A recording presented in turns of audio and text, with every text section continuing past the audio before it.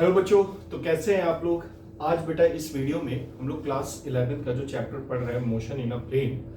तो कल हम लोगों ने ये डिस्कस कर लिया था कि वेक्टर क्वांटिटी क्या होती है, स्केलर क्वांटिटी क्या होती है, और टाइप्स ऑफ वेक्टर में हम लोगों ने डिस्कस कर लिया था जैसे डिस्प्लेसमेंट वेक्टर क्या होता है, पोजीशन वेक्टर क्या होता है, एक्सियल वेक्टर क्या होता है, पोलर वेक्टर क्या होता है। और हम लोगों ने एक टाइप्स ऑफ वेक्टर के एक स्पेशल केस भी पढ़ा था जिसको हम लोगों ने कहा था जीरो वेक्टर क्या होता है। तो हम लोगों ने ये इसको ऑलरेडी हम लोग पढ़ चुके हैं। आज के इस वीडियो में हम लोग कुछ टर्म्स के बारे में पढ़ेंगे जो वेक्टर चैप्टर में या motion in a plane chapter में बहुत कॉमन है, वो यूज होगा। जैसे इक्वल वेक्टर्स क्या होते हैं, को टर्मिनल वेक्टर क्या होते हैं, को टर्मिनस वेक्टर क्या होते हैं, प्लेनर वेक्टर क्या होते हैं, कोलिनियर वेक्टर। तो इस तरीके के कुछ टर्म्स आएंगे जिनका जानना आपके लिए बहुत जरूरी है, क्योंकि आगे आने वाले टॉपिक्स में जब वेक्टर्स आ रहे होंगे, अलग अलग तरीके के वेक्टर्स होंगे और वो किसी भी पॉइंट पे अलग अलग तरीके से एक्ट कर रहे होंगे, तो उनके लिए अलग अलग टर्म्स यूज करेंगे। तो चलिए शुरू करते हैं। जो टर्म्स हम लोग यूज करेंगे वेक्टर्स में, उसके बारे में हम लोग जानने जा रहे हैं। जो सबसे पहला टर्म हम लोग यूज करते हैं कि इक्वल वेक्टर क्या होता है। ध्यान से समझना बेटा, सबसे पहला जो टर्म है उसमें है इक्वल वेक्टर हम किसे कहते हैं। अच्छा, ये जो टर्म हम पढ़ने जा रहे हैं इसमें हम कंपैरिजन कराएंगे। क्या कराएंगे? कंपैरिजन। तो देखो बेटा, ध्यान से समझना। मान लो मेरे पास दो वेक्टर हैं, एक वेक्टर लिया हमने ए वेक्टर और दूसरा हम लोगों ने जो लिया वो लिया बी वेक्टर। दो वेक्टर है हमारे पास। अब ये दो वेक्टर्स इक्वल वेक्टर कब कहलाएंगे? जब दोनों वेक्टर्स का जो मैग्नीट्यूड होगा वो सेम होगा। क्या होगा बेटा? दोनों वेक्टर्स का जो मैग्नीट्यूड होगा वो क्या होगा बेटा? सेम होना चाहिए। दोनों वेक्टर्स का जो डायरेक्शन होना चाहिए वो भी बेटा क्या होना चाहिए? सेम होना चाहिए। क्या होना चाहिए? सेम। यानी दो वेक्टर्स इक्वल वेक्टर कब कहलाएंगे? दो वेक्टर्स इक्वल वेक्टर तब कहलाएंगे जब दोनों वेक्टर्स का मैग्नीट्यूड सेम हो जाए और डायरेक्शन भी क्या हो जाए? सेम हो जाए। तो उसको हम कौन सा वेक्टर कहते हैं बेटा? इक्वल वेक्टर कहते हैं। कौन सा वेक्टर कहते हैं? इक्वल वेक्टर कहते हैं। अब इसको फिगर से समझते हैं कैसे। मान लो ये एक वेक्टर है, इसको आपने ए वेक्टर बोला। कौन सा वेक्टर बोला? ए वेक्टर। तो बेटा जो बी वेक्टर होगा वो भी, उसकी भी लेंथ ऐसे करके सेम होगी क्योंकि मैग्नीट्यूड सेम है।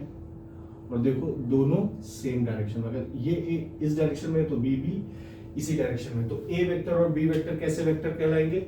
इक्वल वेक्टर कहलाएंगे। तो इक्वल वेक्टर कौन से वेक्टर होते हैं? दो या दो से ज्यादा वेक्टर्स इक्वल वेक्टर तब कहलाते हैं जब उनका मैग्नीट्यूड और डायरेक्शन दोनों क्या हो? सेम। अब दूसरा है अपोजिट वेक्टर या निगेटिव वेक्टर। आप इसको निगेटिव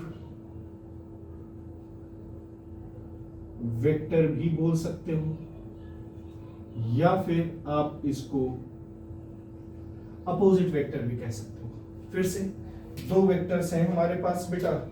मान लो एक वेक्टर है ये ए वेक्टर है और एक हमारे पास बी वेक्टर है। अब ये दोनों वेक्टर्स नेगेटिव वेक्टर्स कब कहलाएंगे? जब इनका मैग्नीट्यूड क्या हो? सेम हो।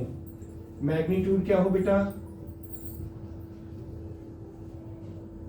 मैग्नीट्यूड सेम हो, बट जो डायरेक्शन है बेटा वो क्या हो? अपोजिट हो। डायरेक्शन क्या हो बेटा? अपोजिट।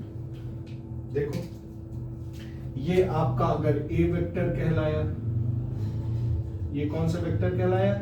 अगर ए वेक्टर कहलाया तो बी वेक्टर का मैग्नीट्यूड क्या होना चाहिए? सेम, यानी सेम मैग्नीट्यूड का होना चाहिए, लेकिन डायरेक्शन क्या होनी चाहिए? अपोजिट होनी चाहिए। ए वेक्टर इस डायरेक्शन में है, बी वेक्टर इस डायरेक्शन में, और दोनों की देखो लेंथ क्या है? सेम है। तो इसको हम कौन सा वेक्टर कहते हैं? इसको हम लोग बेटा नेगेटिव वेक्टर या अपोजिट वेक्टर भी कहते हैं। अगला आता है, हम लोग टर्म यूज करते हैं मॉड ऑफ वेक्टर या मॉडुलस ऑफ वेक्टर। क्या होता है? देखो बेटा, थर्ड हमारा आता है मॉड ऑफ वेक्टर या मॉडुलस ऑफ वेक्टर, ये क्या होता है? ये टर्म का मतलब क्या होता है बेटा? इस टर्म का मतलब है कि कोई वेक्टर दिया गया है, आप उसका मैग्नीट्यूड निकाल रहे हो। क्या निकाल रहे हो बेटा? आप उसका मैग्नीट्यूड निकालने जा रहे हो। फॉर एग्जांपल मान लो जैसे ये एक बॉडी है, ठीक, आपने इस बॉडी पे फोर्स लगाया। क्या लगाया? फोर्स लगाया। अब ये फोर्स कैसी फिजिकल क्वांटिटी? ये फोर्स ऐसी फिजिकल क्वांटिटी जिसको आप वेक्टर क्वांटिटी कहते हो। कैसी क्वांटिटी है ये? वेक्टर। मैं VQ से लिख रहा हूं, वेक्टर क्वांटिटी है। तो इसके पास दो चीजें होंगी, एक तो इसके पास मैग्नीट्यूड होगा और दूसरा इसके पास क्या होगा बेटा? डायरेक्शन होगा। क्या होगा? डायरेक्शन। तो मॉडुलस ऑफ वेक्टर कह दो या मैग्नीट्यूड ऑफ वेक्टर कह दो, वहां पे हम इसकी बात नहीं करेंगे, हम मैग्नीट्यूड की बात कर रहे हैं। किसकी बात कर रहे हैं? मैग्नीट्यूड की। तो ये जो F वेक्टर आपका दिया गया है, इसका यहाँ रिप्रेजेंटेशन समझ रहे हैं और मतलब भी समझ रहे हैं कि मॉडुलस ऑफ वेक्टर या मैग्नीट्यूड ऑफ वेक्टर का मतलब क्या होता है। इसका सिंपल सा मतलब है, मान लो इस बॉडी पे जो फोर्स लगा वो लगा 10 न्यूटन का। कितने न्यूटन का? 10 न्यूटन का। डायरेक्शन था साउथ, साउथ डायरेक्शन में लग रहा था। तो ये बेटा मैग्नीट्यूड हो गया और ये क्या हो गया? डायरेक्शन हो गया। हमको इससे लेना देना नहीं है, हमको इससे लेना देना है। तो इसका मैग्नीट्यूड कितना हो गया? 10 न्यूटन हो गया। कितना हो गया? 10 न्यूटन। अब इसका रिप्रेजेंटेशन कैसे होता है? आपके पास लिखा हुआ था फिजिकल क्वांटिटी कैसी थी? वेक्टर थी, तो आपने इसको ऐसे लिख दिया। ये तो ऐसे लिख दिया गया। अब इसका मैग्नीट्यूड कैसे लिखोगे? तो यहाँ पे दो लाइन इसके आगे पीछे ऐसे स्ट्रेट बना दो। इसका मतलब है आप इसका मैग्नीट्यूड जानना चाह रहे हो। क्या जानना चाह रहे हो? एक तरीके से अगर आप ऐसे करो ना, आपने इसको ऐसे लगा दिया, इसका मतलब आप इसका डायरेक्शन रोक रहे हो। आपको सिर्फ क्या पता करना है? मैग्नीट्यूड पता करना, सिर्फ न्यूमेरिकल वैल्यू पता करनी है। तो आप या तो ऐसे लिख दो या सिंपल F लिख दो। दोनों का मतलब क्या है? सेम है। दोनों का मतलब है मैग्नीट्यूड से। दोनों का मतलब किससे? मैग्नीट्यूड से। तो चाहे आप ऐसे लिख दो और चाहे आप ऐसे लिख दो। तो किसी भी वेक्टर का, मान लो आपके पास कोई वेक्टर दिया गया हो, मान लो जैसे ये A वेक्टर दिया गया है, किसी भी वेक्टर का अगर मैग्नीट्यूड लिखना है तो चाहे तो आप इसको ऐसे लिख दो, A वेक्टर लगा के। अगर आप वेक्टर फॉर्म में लिख रहे हो तो A वेक्टर लगा के आगे पीछे मॉड लगा दो। अगर आप सिंपल ऐसे लिखना चाह रहे हो तो आप सिंपल ऐसे लिख दो, ऊपर वेक्टर मत लगाओ। दोनों का मतलब क्या होता है? हम मैग्नीट्यूड निकालना चाह रहे हैं। दोनों का मतलब क्या होता है? आप क्या निकालने जा रहे हो? मैग्नीट्यूड निकालने जा रहे हो। इतनी बात समझ में आ गई? कोई कंफ्यूजन? अच्छा, अब इसके बाद हम जो पढ़ने जा रहे हैं वो पढ़ने जा रहे हैं यूनिट वेक्टर पढ़ने जा रहे हैं। क्या पढ़ने जा रहे हैं? यूनिट वेक्टर पढ़ने जा रहे हैं। कि अब यूनिट वेक्टर क्या होता है, ध्यान से समझो। देखो, फोर्थ है हमारे पास यूनिट वेक्टर क्या होता है। इसको ध्यान से समझना। यूनिट वेक्टर, सबसे पहले तो ये समझो कि यूनिट वेक्टर को रिप्रेजेंट कैसे करते हैं। जैसे मान लो कोई वेक्टर है, मान लो जैसे ये A वेक्टर है। अब मुझे इस A वेक्टर का यूनिट वेक्टर लिखना है। कैसा वेक्टर लिखना है? यहां लिख देता हूं। इस वेक्टर को यूनिट वेक्टर में रिप्रेजेंट करना है। सिंपल, और कुछ नहीं करना। आपको ये जो नोटेशन दिया गया है, आपको सिंपल A लिख देना है और इसके ऊपर ऐसे करके एक एरो बना देना है। इसको हम कैप कहते हैं। क्या कहते हैं? कैप। इसको पढ़ेंगे कैसे? इसको हम पढ़ेंगे A कैप। क्या पढ़ेंगे? A cap. इसको बहुत लोग कैप बोलते हैं, बहुत से लोग इसको हैट बोलते हैं, है ना। इसको हम कहते हैं यूनिट वेक्टर। क्या कहते हैं बेटा? Unit vector.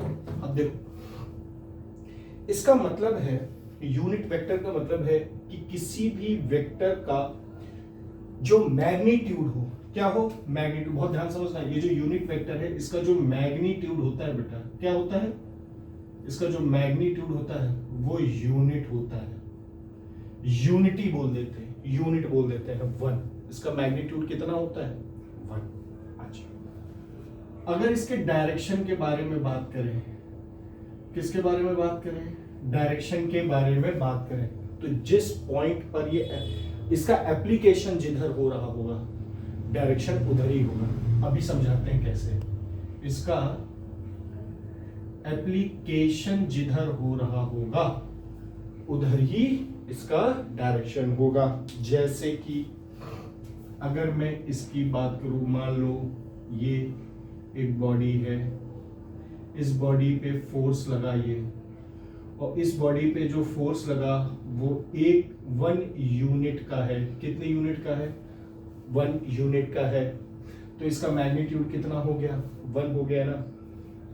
तो ये कैसा वेक्टर कहलाएगा F यूनिट कैप। हम लिख सकते हैं, क्या लिख सकते हैं F यूनिट कैप लिख सकते हैं। क्यों? क्योंकि इसका मैग्नीट्यूड क्या है 1 है, तो ये यूनिट वेक्टर कहलाया। और इस वेक्टर का डायरेक्शन किधर जा रहा है, डायरेक्शन किधर जा रहा है, एप्लीकेशन देखो इधर अप्लाई हो रहा है ना। अगर ये इधर अप्लाई हो रहा है तो ये ऑब्जेक्ट इधर ही तो जा रहा होगा। बोलो हाँ ना, कोई कंफ्यूजन? किधर जा रहा है, इधर ही तो जा रहा है ना। बोलो हाँ ना, कोई कंफ्यूजन? इधर ही तो जा रहा है। ठीक, तो अगर अब इसका फॉर्मूला आता है कि इसका फॉर्मूला क्या होता है, ध्यान से देखो। मान लो कोई वेक्टर है, ए वेक्टर है, उसका यूनिट वेक्टर लिखना था, तो ऐसे आपने लिखा, इसका फॉर्मूला होता है A unit cap is equal to A vector upon mod of A vector. या फिर इसको और कैसे लिख सकते हैं, ए वेक्टर अपॉन मॉड नहीं लगाना है तो सिंपल ए।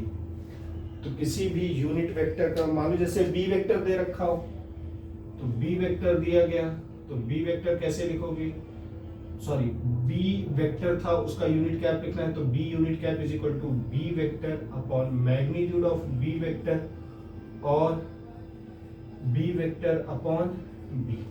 सिंपल ऐसे लिख दो, कोई कंफ्यूजन? इसको आपने क्या कहा, यूनिट वेक्टर कहा। कैसा वेक्टर कहा, यूनिट वेक्टर कहा।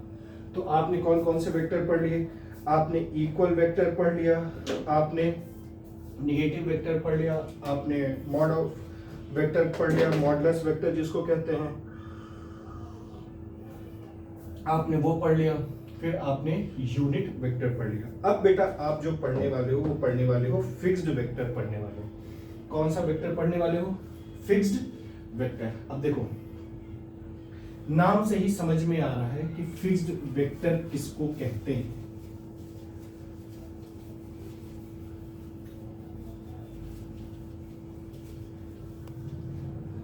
समझते हैं, फिक्स्ड वेक्टर को समझते हैं। फिफ्थ है आपका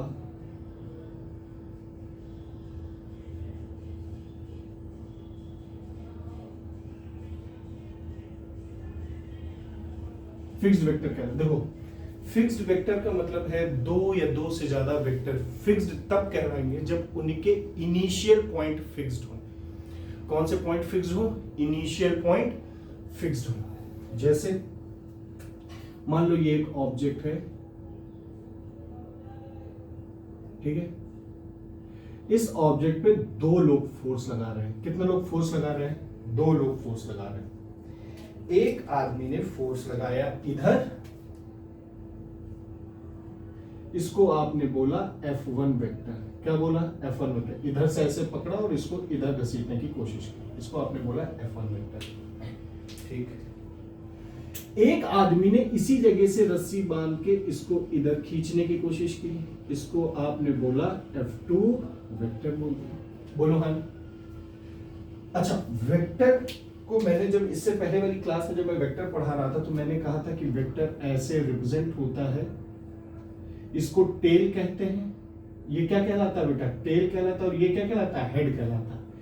टेल का जो पीछे वाला पॉइंट होता है इसको हम बेटा इनिशियल पॉइंट कहते हैं। कौन सा पॉइंट कहते हैं, इनिशियल पॉइंट कहते हैं।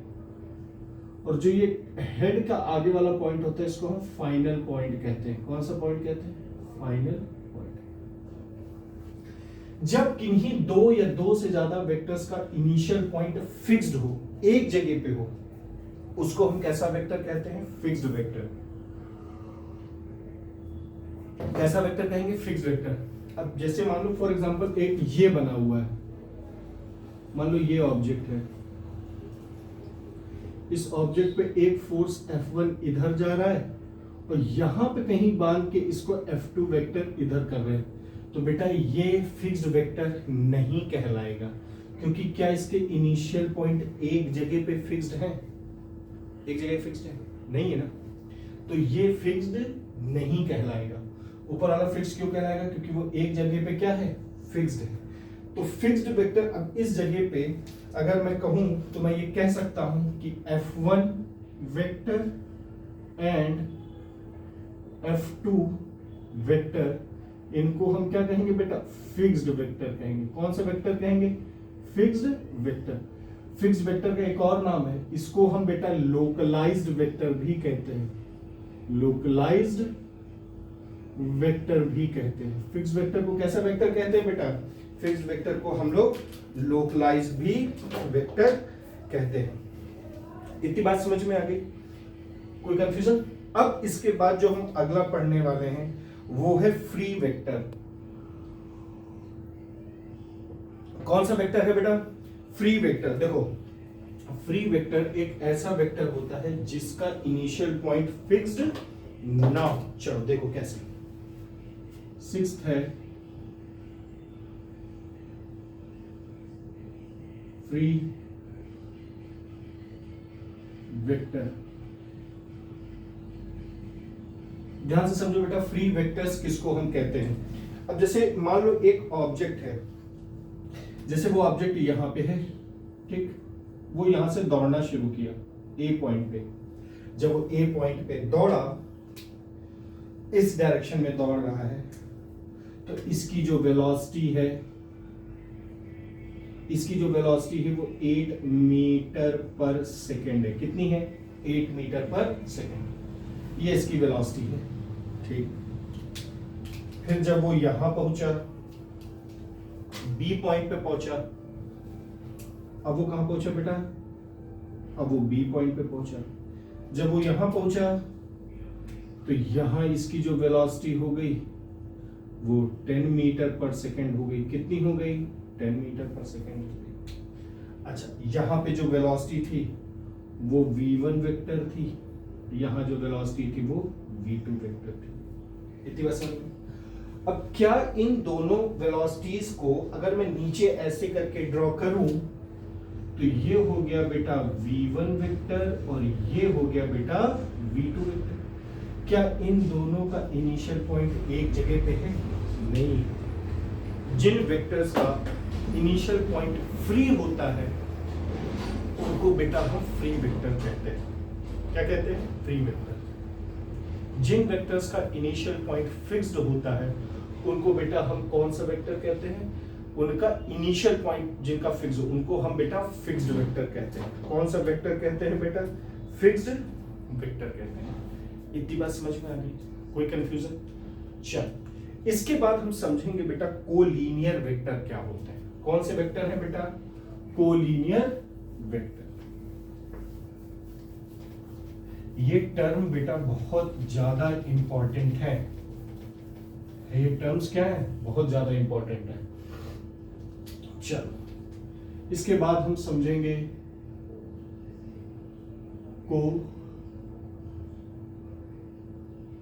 कोलीनियर वेक्टर क्या होता है। देखो बेटा, कोलीनियर का मतलब है, नाम से ही समझ में आ रहा है, दो वेक्टर्स की बात हो रही है, और लीनियर का मतलब है लाइन पे है, यानी दो वेक्टर्स लाइन पे एक्ट करें, एक लाइन पे एक्ट कर रहे हैं। पैरेलल भी हो सकते हैं, एंटी पैरेलल भी हो सकते हैं। देखो कैसे, मान लो आपके पास दो वेक्टर दिए गए हैं, है ना? इसको ध्यान से समझो। दो वेक्टर आपके पास दिए गए, एक वेक्टर मान लो ये, इसको आपने कहा ये ए वेक्टर है। कौन सा वेक्टर है? ए वेक्टर। अच्छा, दूसरा आपने कहा है मेरे पास ये एक वेक्टर है, इसको आपने बी वेक्टर का। क्या लाइन पे है?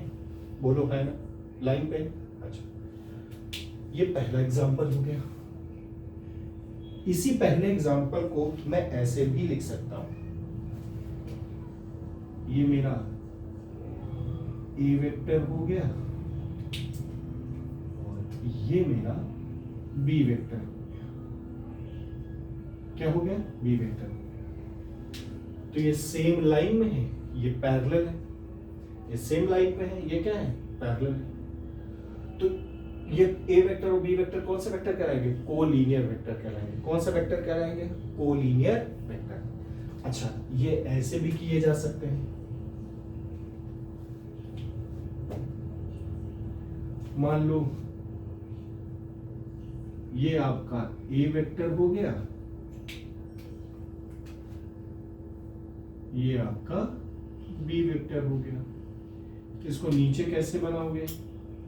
ये हो गया आपका ए वेक्टर हो गया और ये आपका हो गया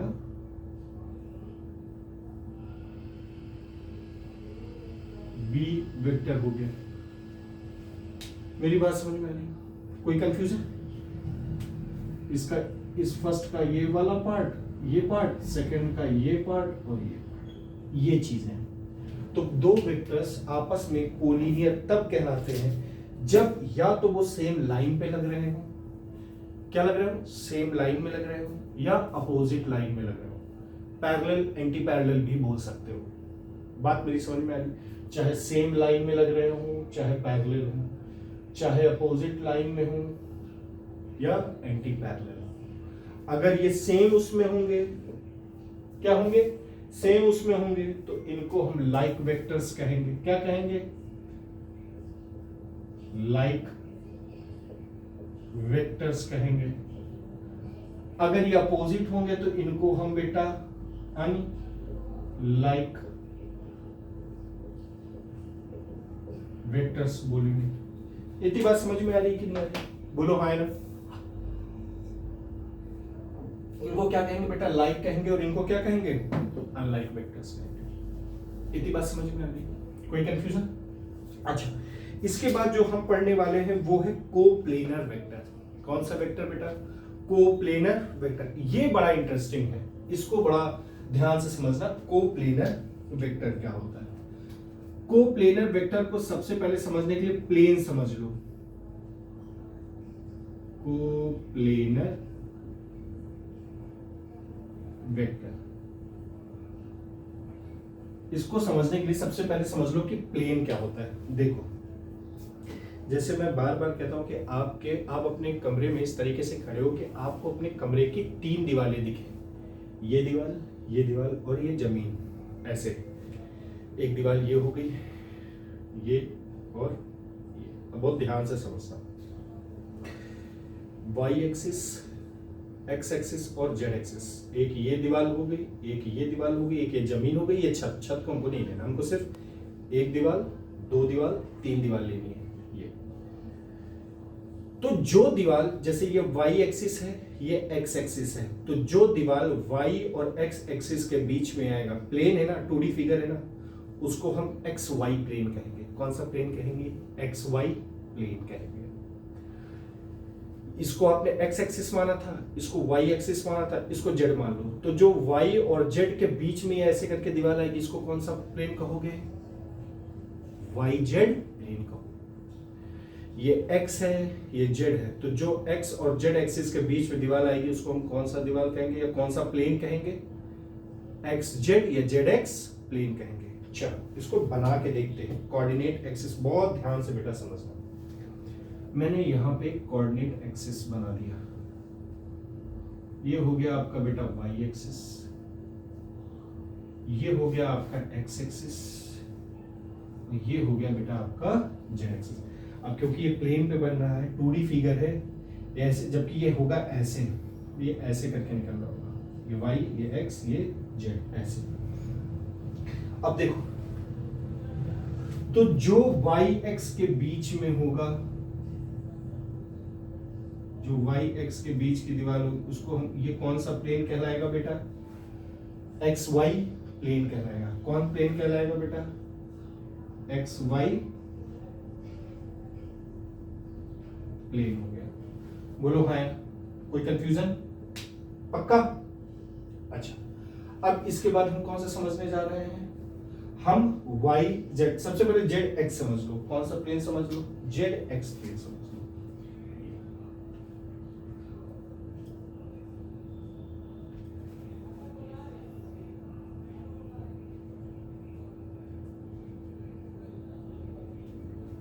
ये कौन सा प्लेन कहलाएगा बेटा?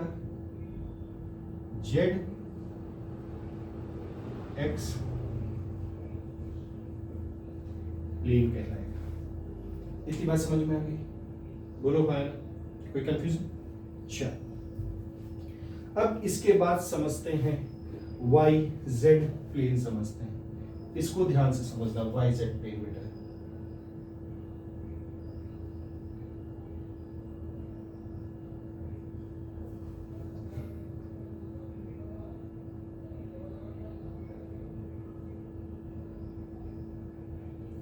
ये कौन सा प्लेन कहलाएगा बेटा? y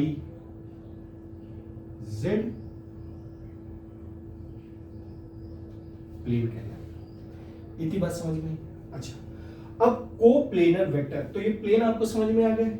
ये बेटा y z प्लेन कहलाया, ये x y प्लेन कहलाया, ये z x प्लेन कहलाया। अब देखो को प्लेनर वेक्टर कौन से वेक्टर कराएंगे? अब यहाँ पे हम कुछ वेक्टर्स बना देते हैं। जैसे यहाँ पे एक वेक्टर बना दिया, इसको हमने a वेक्टर कह दिया। ये एक वेक्टर बन गया, इसको b वेक्टर कह दिया। यहाँ पे एक वेक्टर ऐसे बनाया, इसको c वेक्टर कह दिया। यहाँ पे इसको ऐसे करके d वेक्टर कह दिया। ये हमने जो बनाया उसको हमने e वेक्टर कह। अब देखो, अगर मैं यहाँ को प्लेनर वेक्टर की बात करूं तो को प्लेनर वेक्टर एक ऐसे वेक्टर होते हैं, दो या दो से ज्यादा वेक्टर जो सेम प्लेन पे लाई करें, उनको हम को प्लेनर वेक्टर कहेंगे। सेम प्लेन बेटा, अलग अलग प्लेन पे नहीं। जैसे अगर मैं a वेक्टर और b वेक्टर की बात करूं तो मैं ये कह सकता हूं a वेक्टर और b वेक्टर को प्लेनर हैं। कैसे हैं? को प्लेनर। अगर मैं c वेक्टर और d वेक्टर की बात करूं तो ये भी को प्लेनर हैं। क्यों हैं? क्योंकि a वेक्टर और b वेक्टर को देखो सेम प्लेन पे हैं, एक्स वाई प्लेन पे हैं। c वेक्टर और d वेक्टर को देखो सेम प्लेन पे हैं, अलग अलग प्लेन पे नहीं है।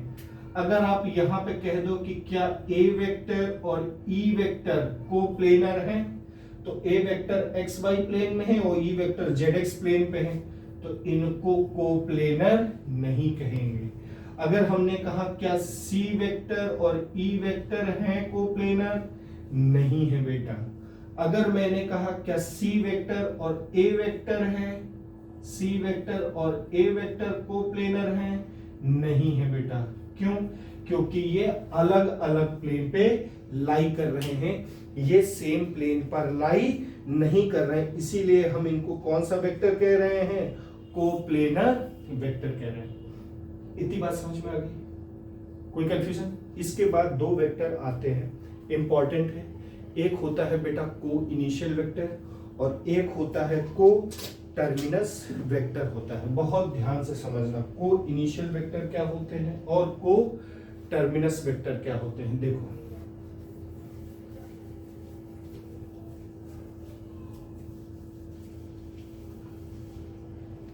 सबसे पहले हम समझेंगे को इनिशियल वेक्टर। को इनिशियल वेक्टर क्या होते हैं?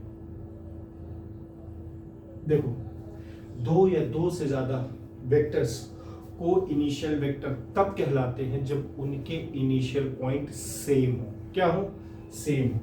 जैसे एक वेक्टर मैंने ये बनाया, इसको मैंने नाम दिया ए वेक्टर नाम दिया।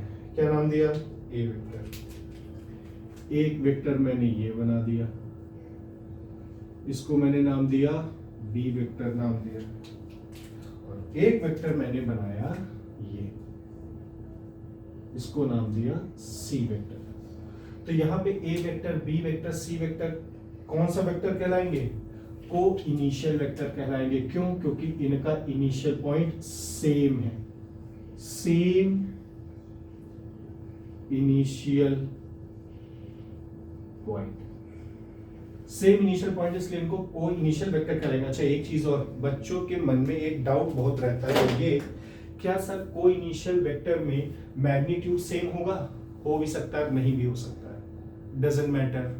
मैग्नीट्यूड सेम भी हो सकता है, मैग्नीट्यूड डिफर कर सकता है, डायरेक्शन अलग अलग है। जैसे को लीनियर वेक्टर में यहां पे ए वेक्टर और बी वेक्टर का मैग्नीट्यूड अलग है ना, सेम भी हो सकता है, मैग्नीट्यूड सेम भी हो सकता है और अलग भी हो सकता है।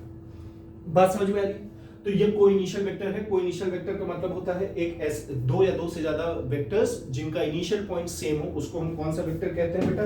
को इनिशियल वेक्टर कहते हैं। इतनी बात समझ में? अब इसके बाद जो अगला आता है उसको हम कहते हैं को टर्मिनस वेक्टर कहते हैं। ध्यान से समझो बेटा, को टर्मिनस वेक्टर क्या होता है? को टर्मिनस वेक्टर, देखो बेटा को टर्मिनस वेक्टर क्या होते हैं? को टर्मिनस वेक्टर वो वेक्टर होते हैं जिनका जो हेड है वो आपस में टच कर रहा हो। क्या टच कर रहा हो? हेड आपस में टच कर रहा हो। देखो कैसे, मान लो एक वेक्टर है ये, इसको आपने कहा ए वेक्टर कहा। कौन सा वेक्टर कहा? ए वेक्टर। एक वेक्टर है मान लो ये, इसको आपने कहा बी वेक्टर कहा। और एक वेक्टर है मान लो ये, इसको आपने कहा सी वेक्टर। क्या मैं कह सकता हूं कि इन तीनों वेक्टर्स के जो हेड हैं वो आपस में टकरा रहे हैं, टच कर रहे हैं, इसको हम क्या कहेंगे? Same final point. जिन वेक्टर्स का फाइनल पॉइंट सेम हो उसको हम को टर्मिनस वेक्टर कहते हैं। मैग्नीट्यूड सेम हो सकते हैं, अलग भी हो सकते हैं। को इनिशियल वेक्टर जिसका इनिशियल पॉइंट क्या हो? सेम। अब यहां पे दो चीजें और आती हैं कि कुछ वेक्टर्स सेम और दो या दो से ज्यादा वेक्टर्स सेम ऑर्डर में कैसे हो सकते हैं और दो या दो से ज्यादा वेक्टर अपोजिट ऑर्डर में कैसे हो सकते हैं, उनको ध्यान से समझो। सेम ऑर्डर और अपोजिट ऑर्डर, ये टर्म समझना इसलिए भी जरूरी है क्योंकि आगे आने वाला जो एक टॉपिक है कंपोजिशन ऑफ वेक्टर, उसमें ये चीज बहुत इंपॉर्टेंट रोल प्ले करेगी। चलो बेटा ध्यान से समझते हैं कि दो या दो से ज्यादा वेक्टर्स कब सेम ऑर्डर में कहलाए जाते हैं। सेम ऑर्डर,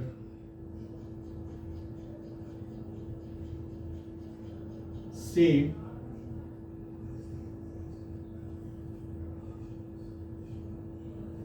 सेम ऑर्डर में कब कहलाए जाते हैं, इसको ध्यान से समझो। देखो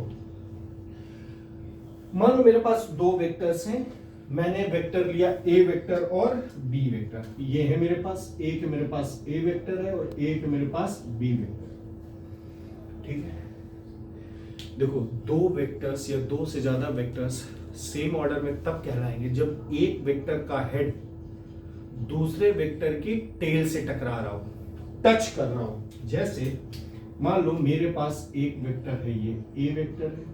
क्या है? ये ए वेक्टर है। कैसा वेक्टर है? ए वेक्टर है। दूसरा वेक्टर है मेरे पास, ये बी वेक्टर है। कैसा वेक्टर है? B vector. देखो पहले वाले वेक्टर का हेड दूसरे वाले वेक्टर की टेल से टकरा रहा है।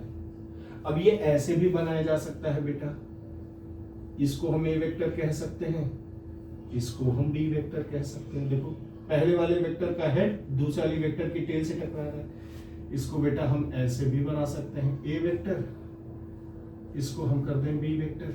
देखो पहले वाले वेक्टर का हेड दूसरे वाले वेक्टर की टेल से टकरा रहा है, इसको बेटा हम ऐसे भी बना सकते हैं। ये हो गया ए वेक्टर, ये हो गया बी वेक्टर। पहले वाले वेक्टर का हेड दूसरे वाले वेक्टर की टेल से टकरा रहा है। जब ऐसी सिचुएशन होती है तो हम कहते हैं जो वेक्टर्स हैं वो सेम ऑर्डर में, और ये दो से ज्यादा हो सकते हैं। लो एक वेक्टर और लगा दो, यहाँ सी वेक्टर लगा दो, एक वेक्टर और लगा दो, डी वेक्टर लगा दो, एक वेक्टर और ऐसे कर दो, ई वेक्टर कर दो। देखो हर दो वेक्टर्स में देखो हेड टेल से टच कर रहा है, हेड टेल से टच कर रहा है, हेड टेल से टच कर रहा है, इसका हेड टेल से टच कर रहा है। तो दो या दो से ज्यादा वेक्टर्स सेम ऑर्डर में तब कहलाएंगे जब एक का हेड दूसरे की टेल से टकरा रहा हो। बात समझ में? इसको हम कहते हैं सेम ऑर्डर में है। किसमें है? सेम ऑर्डर में। अब अपोजिट ऑर्डर क्या होता है बेटा? क्या समझेंगे?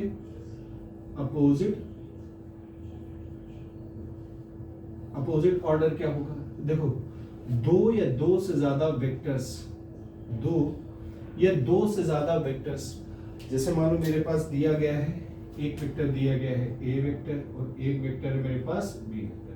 अब ये दो वेक्टर अपोजिट ऑर्डर में तब कहलाएंगे या तो इनकी टेल आपस में टच कर रही हो या इनका हेड आपस में टच कर रहा हो। देखो, मान लो ये हो गया ए वेक्टर और ये हो गया बी वेक्टर, टेल टच की, या फिर ये हो गया ए वेक्टर, ये हो गया बी वेक्टर, हेड टच किया।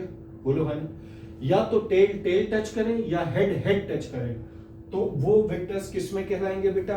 अपोजिट ऑर्डर में कहलाएंगे। तो ये कुछ बेटा 12 टर्म्स थे जो हम लोग वेक्टर्स में यूज करते हैं, और ये हमारे लिए इसलिए जरूरी है क्योंकि जब हम आगे ये वेक्टर चैप्टर पढ़ेंगे तो वहां पे ये हमारे लिए बहुत यूजफुल होंगे। वहां पे हम आपको समझाने नहीं जा रहे कि सेम ऑर्डर क्या होता है, अपोजिट ऑर्डर क्या होता है, ठीक है, टर्मिनल ऑर्डर क्या होता है, को टर्मिनस क्या होता है, को इनिशियल क्या होता है, ये हम आपको समझाने नहीं जा रहे हैं। यहाँ पे आप इसको बहुत ध्यान से इत्मीनान से समझ लीजिएगा, ठीक है। अगले वीडियो में हम लोग कंपोजिशन ऑफ वेक्टर या एडिशन ऑफ वेक्टर पढ़ने जा रहे हैं, जिसमें 3 लॉज आएंगे, ट्रायंगल लॉ आएगा, पैरेललोग्राम लॉ आएगा और पॉलीगन लॉ आएगा। तब तक इसको बहुत ध्यान से आप इसको रिवाइज करिएगा। थैंक यू बेटा।